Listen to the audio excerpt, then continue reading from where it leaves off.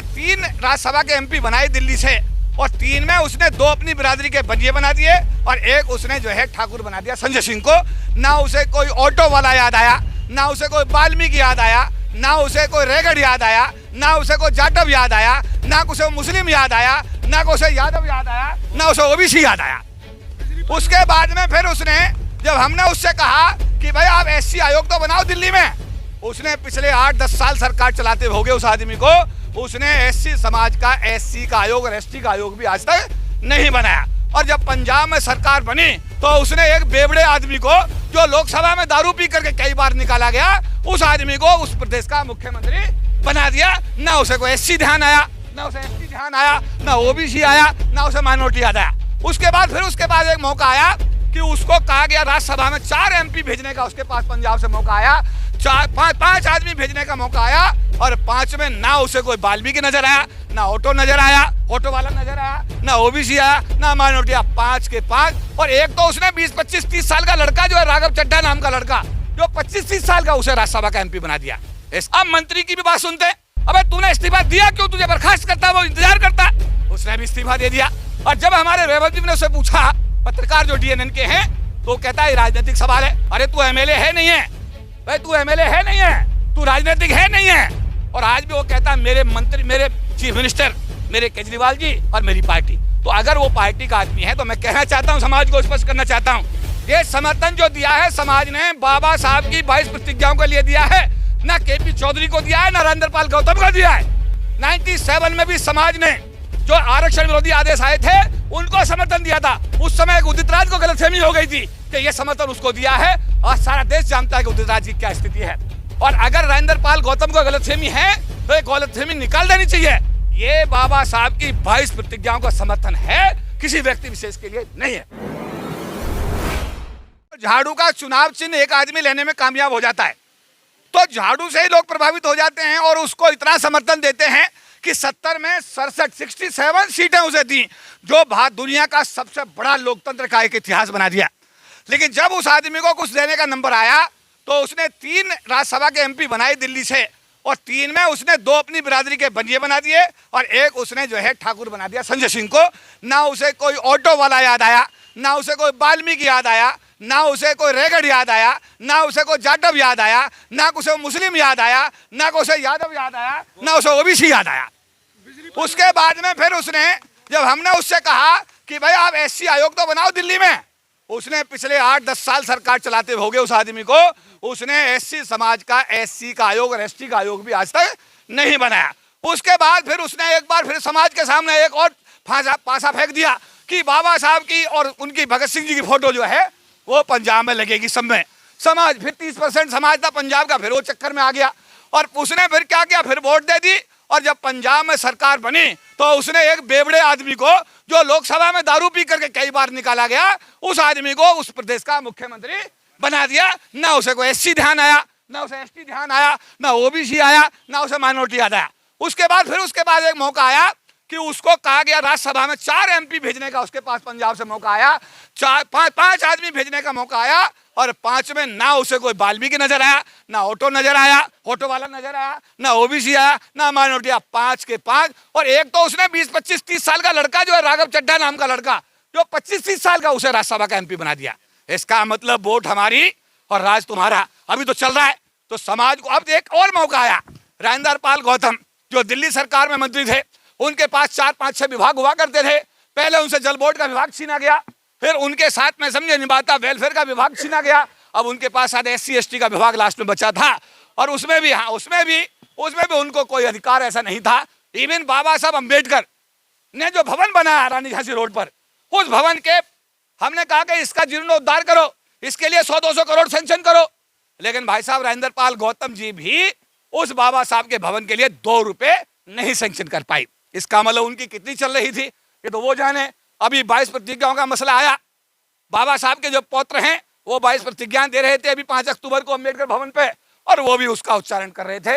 इतनी सी बात पर कुछ राजनीतिक पार्टियों ने बवाल किया, और उसको आधार मान करके इसी अरविंद केजरीवाल ने हमारे समाज के इस मंत्री का जबरन इस्तीफा लिया, जबकि उसको कहता है कि मैं अम्बेडकरवादी हूं, मैं अम्बेडकर को मानता हूं। अगर अम्बेडकर को मानता है तो अम्बेडकर की 22 प्रतियों को क्यों नहीं मानता, और मानता है तो उसने इस मंत्री का इस्तीफा क्यों लिया।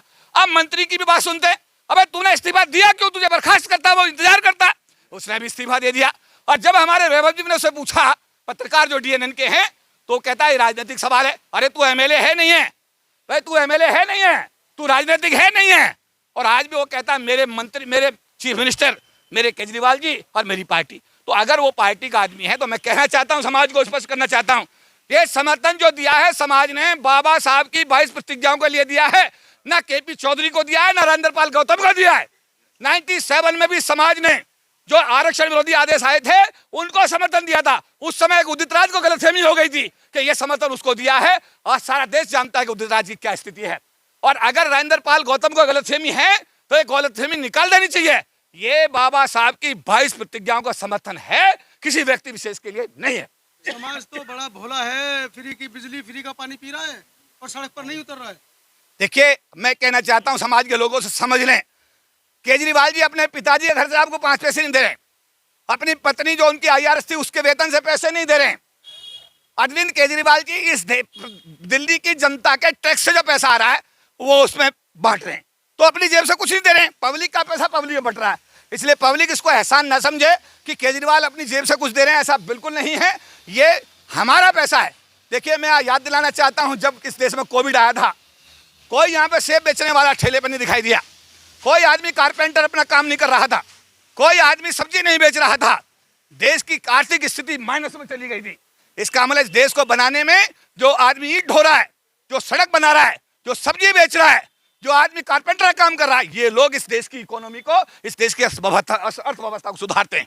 इस देश को बनाने में इन लोगों का योगदान है। अगर ऐसा ना होता, जब सब घरों में बंद रहे 2 महीने, तो उस दौरान कहां गया इस देश का अर्थव्यवस्था, क्या हुई, आप सबने देखा, हमने देखा। इसलिए अगर आपको कोई कुछ दे रहा है तो आप पे एहसान नहीं कर रहा, आप इस देश की व्यवस्था, आर्थिक व्यवस्था को ठीक कर रहे हैं, इस देश की इकोनॉमी को मजबूत कर रहे हैं, इस देश को बनाने में आपका योगदान है। इसलिए अगर आपको कुछ दिया भी जा रहा है तो आपका एहसान नहीं, वो आप ही का अपना पैसा है। लाखों लोगों का संगठन का आप प्रतिनिधित्व कर रहे हैं, और बहुजन राजनीति में एक कहीं ना कहीं बड़ी जो राजनीतिक हलचल है वो दिखाई दे रही है। कैसे समाज को इससे उबारने का काम करेंगे? देखिए, समाज समझदार है, समाज अभी मायावती के विरुद्ध जाने को तैयार नहीं है। समाज बहुत समझदार है। देखिए, मैं एक बात कहूंगा, हिंदू मुस्लिम कब तक, मैं रूस की बात करता हूं, रूस में जार शासन था, वहां पर जो है लोग, जब भूखे नंगे लोग रूस के जार के किले के बाहर आए तो पूछा कि ये कौन लोग हैं, कि ये भूखे नंगे लोग हैं, इन्हें क्या चाहिए, इन्हें ब्रेड दे दो, इन्हें रोटी चाहिए तो इन्हें ब्रेड बांट दो, ब्रेड थी नहीं, और रूस में क्रांति हुई और व्यवस्था बदली। हिंदू मुस्लिम कब तक और भारत पाक कब तक? आम आदमी अगर गैस सिलेंडर की बात करता है तो गैस सिलेंडर तो सस्ता होना चाहिए, पेट्रोल तो सस्ता होना चाहिए, आम आदमी को खाने के लिए चीज मिलनी चाहिए। और अगर ये चीजें नहीं मिलेंगी तो कब तक हिंदू मुस्लिम का कार्ड और भारत पाक का कार्ड कब तक काम करेगा मुझे नहीं पता, लेकिन आम आदमी को ये सब चीजें चाहिए। और जहां तक बहुजन समाज की बात है, बहुजन समाज बहुत समझदार है, ये बाबा साहब की संतानें हैं, ये सब चीज को समझ रहे हैं। जो आदमी समाज की बात करेगा, जो समाज को आगे ले जाने की बात करेगा, अपने निजी स्वार्थों को त्याग करेगा, काशीराम का फॉलोवर होगा, बाबा साहब का फॉलोवर होगा, समाज किसी व्यक्ति के साथ नहीं बल्कि ऐसे व्यक्ति का साथ देगा।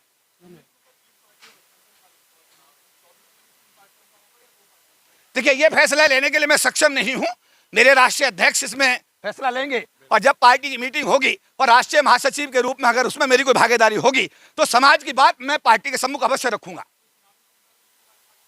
ये राष्ट्रीय अध्यक्ष का बिल्कुल उनका फैसला है, अगर वो जिम्मेदारी देंगे तो उसको निभाएं। इशारा हुआ है कुछ? देखिए, इशारा तो अभी राजेंद्र पाल गौतम वाले मामले में मैंने कहा कि उन्होंने तो यहां तक कहा कि राजेंद्र पाल गौतम को अगर कोई तकलीफ है तो उन्हें हमारी पार्टी में उनका स्वागत है, आप उन्हें कहिए हमारी पार्टी में आए, हम उनको सम्मान स्वाभिमान के साथ में पार्टी में काम करने का अवसर देंगे। तो ऐसा अवसर तो है। और 3 राष्ट्रीय पदाधिकारी मेरे साथ, प्रबोध कुमार जी जो मायावती जी की सगी बहन के बेटे हैं, पारिवारिक सदस्य हैं, उसके बाद आज राष्ट्रीय लोकदल के राष्ट्रीय सचिव बने हैं। OP सागर साहब पूरे उत्तर प्रदेश के हर जिले में IPS के रूप में, आप कहीं एडिशनल SP, कहीं डिप्टी SP, कहीं SP, कहीं SSP, कहीं IG DIG पूरे प्रदेश में रहे हैं। तो ऐसे समाज के जो प्रबुद्ध लोग हैं, आज इनका तो नाम ही प्रबुद्ध कुमार है, तो और हम दोनों भी इन्हीं के फॉलोवर है प्रबुद्ध जी के, तो हम कहने का मतलब ये है कि हम सब लोग मिलकर के पार्टी को मजबूत करेंगे और समाज के साथ में सम्मान स्वाभिमान का वातावरण पैदा करने की हर संभव कोशिश करेंगे। माननीय बाबा साहब अम्बेडकर और माननीय काशीराम का सपना पूरा करने में हम तीनों साथी अपने समाज की सलाह लेकर, अपने समाज की सलाह मशवरा लेकर के कोई अपने समाज को कभी निराश नहीं करेंगे और समाज की कसौटी में हमेशा खरा उतरने की हर संभव कोशिश करेंगे। बहुत बढ़िया।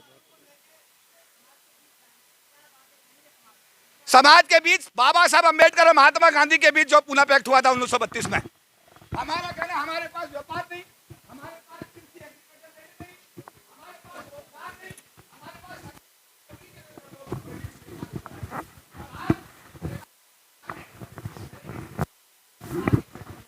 आरक्षण नहीं।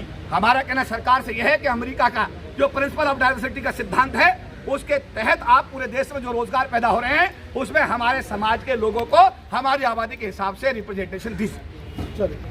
धन्यवाद सभी को, धन्यवाद।